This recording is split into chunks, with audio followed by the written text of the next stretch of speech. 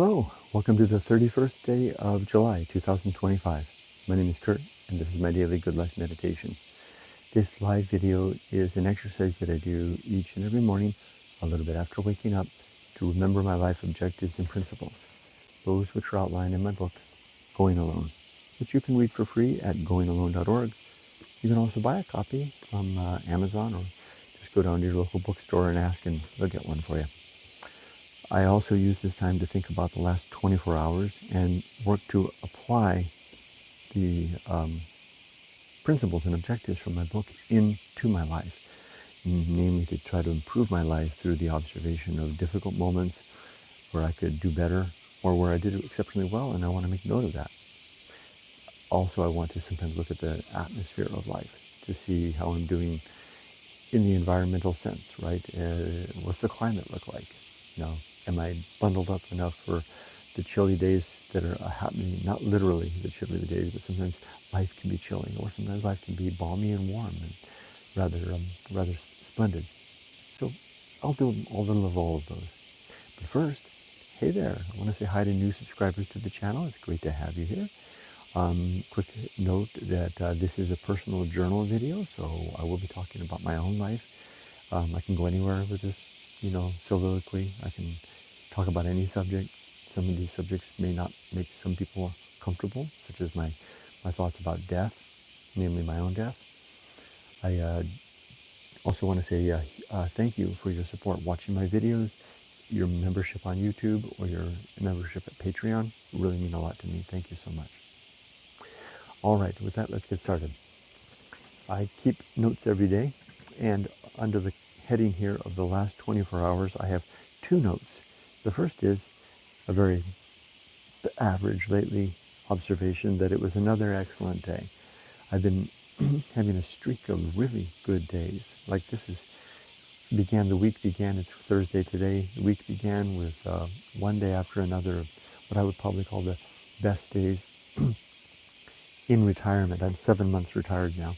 The best days of retirement yet, followed by, I would say, thinking that it's every dang day has been like that, the best week of retirement yet. Interestingly, also the most challenging, because, not that kind of challenging insofar as a lot of work, because the reason it's been good is that I've rediscovered work in retirement. I've come to realize that, at least for now, I'm not someone who can retire to days of leisure. I can need to continue to work. Call it a failing of mine if you want, or an immaturity, or a lack of ability to find my way out of the paradigm of work, a lack of creative sense, a lack of industry if you want. Fault me as you will. I'll take that as it may be the case, that I can't seem to enjoy being free. Wow, what a thing to say. The mother of all first world dilemmas. But that's the case. So I've turned my life and my energies back to work, and I've resumed work. And it's great, because it's work without the stress. If I had taken a job, so to speak, then I might not be feeling that way. If I had followed through on my effort to try to find a job as an English teacher here, I might be whistling a different tune. But because I've decided to embark on work on my own terms, resurrecting my old business, my online antique store, and Japanese, retail goods, on my own terms. I can do it on my own terms, and I can do it with much less stress, and that makes all the difference. So it was another excellent day. Here's an interesting observation. Heat can't get me. And there's a hyper-parenthetical note here that says, strong from within. Oh, that's a very interesting observation. Not only has this been a really good week, it's also been by far the hottest week yet since this for the summer. And it's about to turn on again as the sun peeks over my shoulders. Let's take a quick weather check. I do this every morning, usually around the start of the video. It's currently 24 degrees and exactly 80% humidity right now. We'll check again at the end. 24 degrees, right up there in the sweet spot for temperature, and 84% humidity, not bad. So what is up with this? Heat can't get me. Remember just, if you watch these videos, remember just last week I was talking about how, a little too much time out in the garden wiped me out and I was finished. That's not happening. I am spending a little bit of time, just enough time in the garden every day to maintain the garden. But I'm definitely out in the heat. I'm walking out there. I'm racing around. I'm working in the heat. I don't have air conditioner in my room. We have air conditioners throughout the house, but one of the only rooms that doesn't have an air conditioner is mine. So I've got a fan. And yesterday was the kind of day that the fan hardly made a difference. You can kind of get to a temperature where the fan is kind of just making things worse, blowing hot air. That's what it was like yesterday. Yet I'm not falling off. I'm not falling off the cliff. I keep waiting for that to happen. I keep exposing myself in these really hot days, and thinking that I'm going to be knocked off my horse for half a day, and it's not happening. Now maybe it's because I'm not spending the time outside. Maybe it's the outside work time that will do it. But I'm just making an observation. Part of me thinks that it's because I'm fortified by the energy that comes of work. Something about work that kind of like is like it's like taking a Red Bull without the side effects, without the bad side effects. It leaves me. I mean, yesterday was a full day. Listing, fulfilling orders, which meant going shopping to buy stuff, going to the post office twice, managing the paperwork, all involved with all this. All in the midst of the heat with the fan blowing hot air on me, making just things worse. Yet, my energy was high through the whole thing. I felt really good. That's a really amazing thing.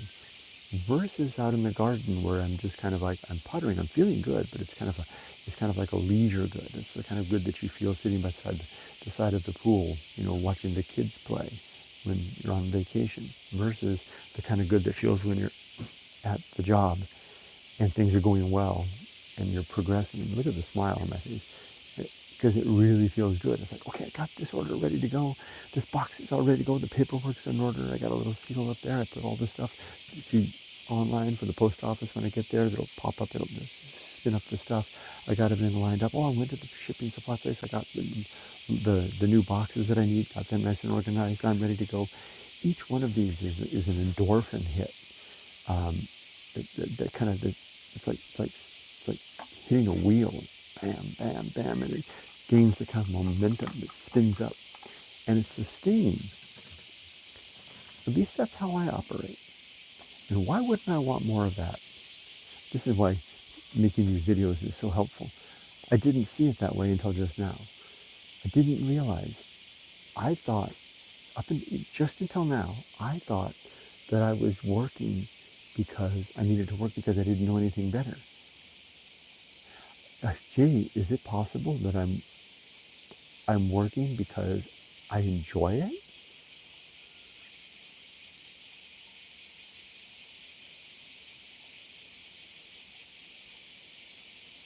Giving a slight aside. Okay, every day we have lunch with Dad, my wife's dad. We start that process about 11:15, 11:30. Yumiko and I will leave the house and we'll either go get something and bring it to Dad's house and have lunch with him, or we'll collect Dad at his house and take him out. In all those cases, it's like going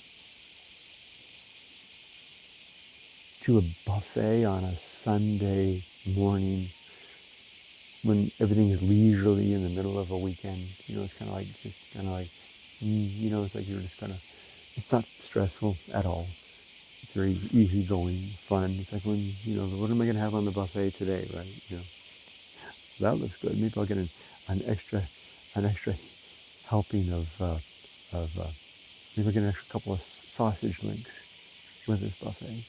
It's all pleasant. It's all It's all very Roman. It sounds like a Roman banquet. Like you imagine, the diners leaning on their couches, with their free right hand, or entertainment is going on, and they're partaking of the feast. More wine. It's all very fine.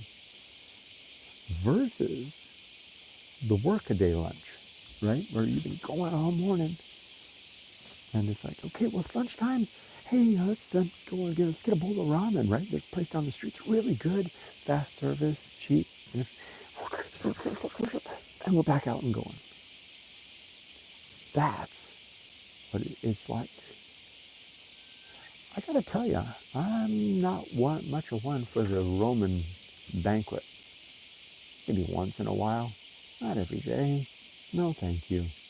I mean, sure, I could change it in other ways, right? I could go off and have an adventure, go into the mountains and stop by, the last Family Mart and get 2 onigiri and an egg sandwich, or get a tuna sandwich and go sit by the river. It's not the same.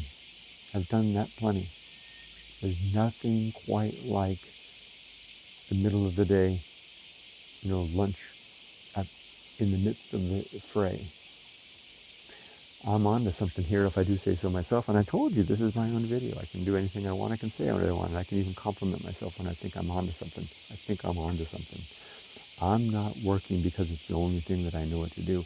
I'm working because it's something that I actually enjoy, and it's how I want to spend my time. And I'm having a hell of a lot of fun. And what makes it even better is it's without the stress. I mean, how many of us have had jobs that are actually really hard, but we get a lot of satisfaction out of them, and we say over and over, it's just that if it wasn't for the stress, it's a good job. I'd probably still be doing it today. My last job was a pretty good job. If it wasn't for the stress, I'd probably still be doing it today. There you go. I think I just figured it out. Okay, good job, me. Okay, remember, results may vary. I don't know that everything I'm saying applies to anybody else but me. But I'm learning a lot about myself, which is the effort of this video. Okay, let's get on to the creed. My 8 objectives outlined in my book consist of being always ready to die, making good and effective use of time, developing and maintaining good and sound life principles, cultivating good emotional reactions, performing good actions, recognizing my true limits and my true opportunities, doing just one thing at a time and doing that thing carefully and slowly, keeping my balance. As for a principle, I think today we're going to read the principle called distraction, which, if I remember right, was also strategically placed. Now I remember. I did strategically place it just here. The last 4 days we've gone over the principles of life will not go well, the horror show, that which must be borne, the 3 principles, and now distraction. They are actually, I thought there were 4 already. Hold on.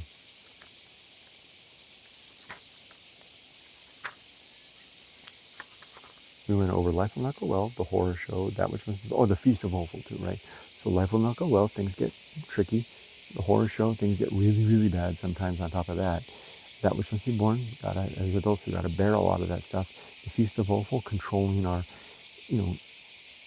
sharing of our upset and frustration and difficulty with others, so we protect others from it, and protecting ourselves from the consumption of the upset of others.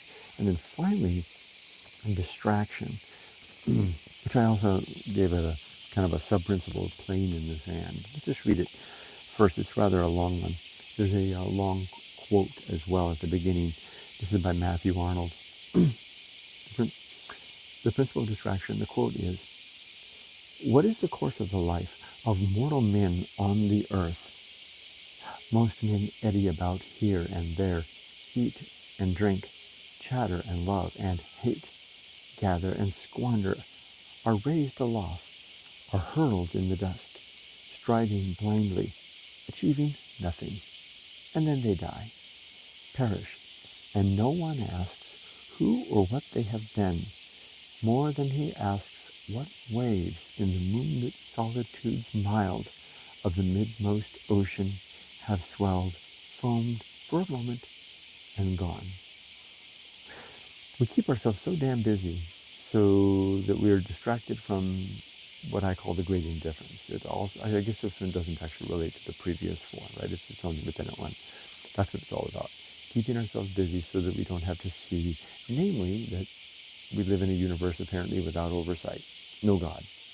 We're on our own in a universe that really not only does it not care about us, it seems to lack the capacity to even care. Sure, maybe I'm wrong about that, but I have no good reason. Have been shown or have apprehended no reason to think otherwise. So I rest my hat on the in the hook of atheism, up on the hook there. I use that deliberately, reminded of Ralph Waldo Emerson, the minister who went away for a walk in the woods and took his minister's collar and hooked it on the thing, went out for a walk in the woods, came back, had been changed, and had never put it back on again, which was symbolic of, for me, of his losing his religion. So for those of us that don't have a God to turn to, we don't believe in a God, we don't abide such an idea, don't think it's true, we're left with a universe that doesn't seem to care.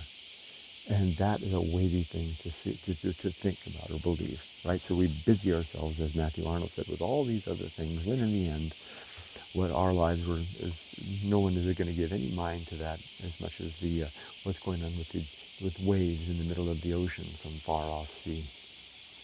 Here's my writing. The principle of distraction. At every turn in life, we desire not to see. We turn our heads to look, not away, but towards something which might cause us not to see. The thing we do not want is to observe the emptiness which resides behind and before and between and within it all. We do not wish to sense the negative silence of the universe's apparent vacuum of purpose. We do not want to know that death is forever beyond the night time soon to come, which we can neither know nor avoid.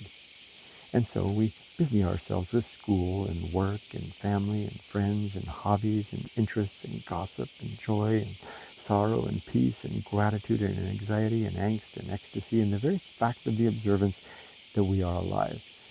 It kind of echoes what Matthew wrote, huh?